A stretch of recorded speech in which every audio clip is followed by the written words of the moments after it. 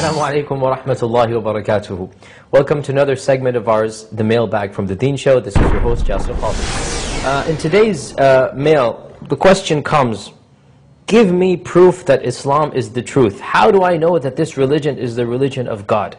Well, I have to say that is a very good question. It's a very profound question, and it is a question that every single person should be asking himself or herself who is not a Muslim. Well, why do people believe this? Why are Muslims believing that they have the right faith? What makes them believe this? So this is a very sensible question, and we welcome such questions, and this is exactly the type of spirit and attitude that we're looking for. Just tell me, how do I know this is true? What is your evidence? I'm a Christian, I'm a Jew, I'm a Hindu, I'm a Buddhist, you're a Muslim. You say you're right, my father said he's right. How do I know who's right? That's exactly the question that we want. So the question is, prove to me that Islam is the religion of God. How do you prove this? The response, we can prove this in so many different ways that we can go on and on and on and on. But let's just summarize them in a few ways. First and foremost, the concept of God in the religion of Islam, vis-a-vis the concept of God in other religions.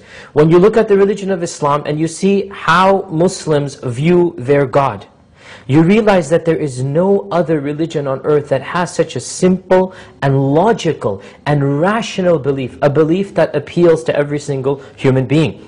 We believe that there is one God, not a plural, not a multiplicity of God, not a plurality of gods, not a group of gods and goddesses and mini-gods and demigods and the children of gods and the parents of gods. No, there is one ultimate God who created everything around us, who is all-powerful and almighty, and this is known by His creation. His creation is so perfect and beautiful, His creation is in such harmony and synchronization that He Himself must have the greatest powers and the most wisdom and the most knowledge for Him to have created all of this.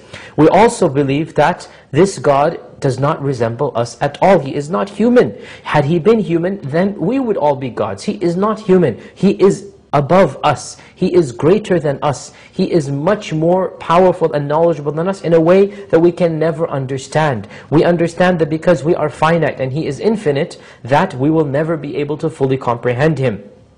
We also believe that this God is so perfect and beautiful that He is worthy of being worshipped because of who He is, because of His mercy, because of His love, because of His knowledge, because of His power. The greatest thing that we can do is to worship Him. And that is exactly what our religion tells us. Our holy book, the Quran, says that God speaks and He says, the only reason I have created you is so that you may worship me. I don't want anything from you. I don't even need your worship. But if you worship me, this will be for your own good. And this is exactly what we believe as Muslims, that God does not need anything.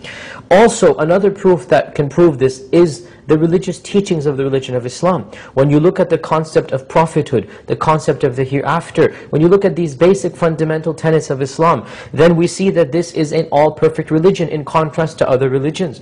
Other religions, they believe about God that which is impermissible to believe, that which is illogical to believe.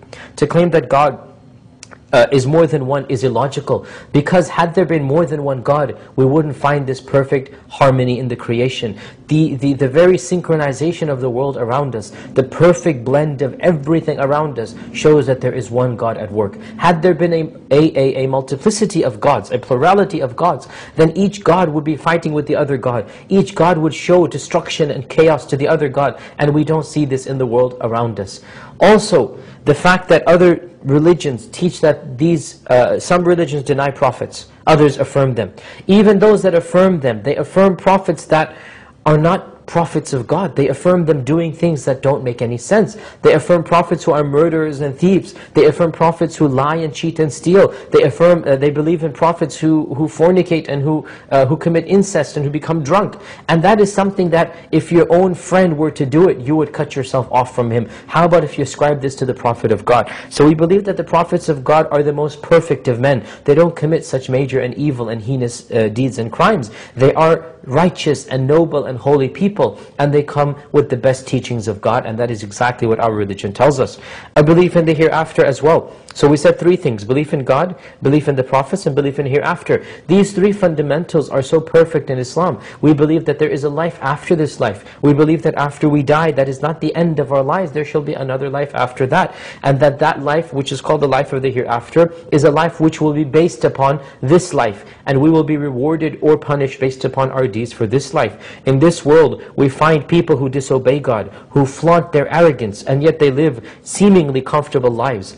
And we also find those who are worshippers of God, and they live very difficult lives. How is this possible that a person who worships God lives a difficult life, and a person who disobeys God seems to live an easy life, and then in the hereafter there is no hereafter, or they shall be treated the same? Such is not the case. Those who worship God and believe in Him will be rewarded, and those who deny God and belie Him and basically flout all of the commandments, they shall be punished because of their deeds. And this is rational, logical, common sense. And there are many other proofs as well for the teachings of Islam, but I suffice with these three: belief in God, belief in the prophets, and belief in the hereafter. If you think about these three pillars and understand them in Islam, some religions deny the other three, and others affirm some and deny others or distort them. When you compare these three basic teachings, they will appeal to your inner innate sense, because God created you with common sense. God created you with an intellect and mind. And when you study Islam, you find that your intellect and mind and your common sense, they all mesh, they all merge,